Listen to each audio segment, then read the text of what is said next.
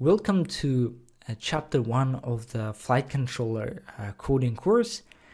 In this section we will go over the hardware components that make up our drone system. Understanding these components is essential before we begin coding. In this course I will be mainly using ST microelectronics development boards because they are affordable and we can do safe indoor flight tests, and they make the development process quite straightforward. However, if you have your own hardware setup, you're more than welcome to follow along, and if you have any difficulties, you can share your configuration, and I'll be really happy to help you to set it up.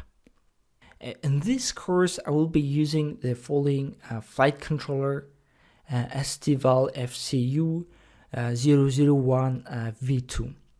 At the core of the flight controller is the STM32 F401 microcontroller, which will handle the motor control, reading the sensor data, and all the flight algorithms.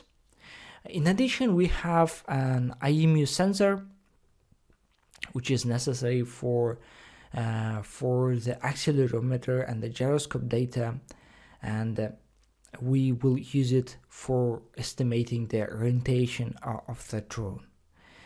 Also, this flight controller includes a pressure sensor. We will use it later for the altitude estimation of the drone. We also have a Bluetooth module for the wireless communication, but I will say from the beginning we will not use this Bluetooth module because it's a completely different topic.